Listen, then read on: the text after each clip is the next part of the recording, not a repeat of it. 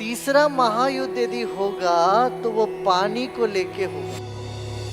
दुष्काळामुळे लातूरची परिस्थिती अधिकच बिकट झाली आहे। गेल्या 4 वर्षांपासून नापिकी आणि पाणी टंचाईचा मोठा सामना लातूरकरांना करावा लागतोय। मागच्या वर्षी तर लातूर शहराला मिरजेवरून रेल्वेनं पाणी आणावं लागलं होतं। 2012 मध्ये तीव्र पाणी टंचाईच्या काळात गुरुदेव श्री श्री रविशंकरजींनी सुरू केलेल्या जलजागृती अभियानातून लातूरच्या 8 नद्यांचं पुनरुज्जीवन झालं आणि पाण्याच्या समस्येवर मोठा दिलासा मिळाला। लातूरच्या नागरिकांनी आणि शेतकऱ्यांनी दुष्काळाच्या संकटाला घाबरून न जाता संयम ठेवावा असा सल्ला आर्ट ऑफ लिव्हिंगचे प्रणेते श्री श्री रविशंकर यांनी दिला आहे। रेल्वेनं पाणी पिणारं शहर म्हणून देशभरामध्ये बदनाम झालेलं शहर आता स्वावलंबी झालंय। होय, आम्ही लातूर बद्दलच बोलतोय। 2016 मध्ये या नद्यांचं पुनरुज्जीवन यशस्वी झाल्यावर गुरुदेव स्वतः लातूरला आले आणि लातूरकरांचा आनंद द्विगुणित झाला।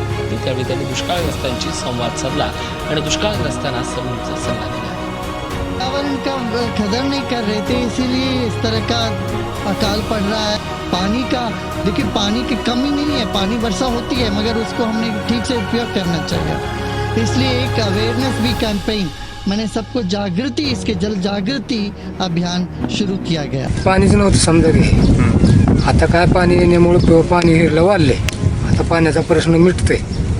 2013 मध्ये सुरू झालेल्या या जलजागृती अभियानाच्या कामाचं प्रात्यक्षिक पाहिल्यानंतरच मुख्यमंत्र्यांनी जलयुक्त शिवार हे अभियान सुरू केलं।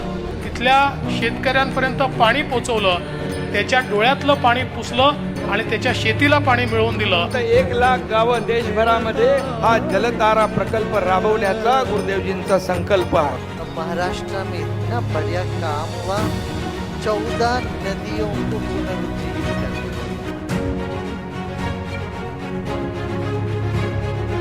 आता तब्बल 9 वर्षांनी गुरुदेव पुन्हा लातूरमध्ये येत आहेत। 9 सप्टेंबर 2025 सकाळी 11 ते 1 अनुग्रहम नॉलेज सेशन, संध्याकाळी 6 वाजता महासत्संग। लातूरकरांनो, या दोन्ही भव्य कार्यक्रमांना उपस्थित राहून गुरुदेवांचं स्वागत करूया।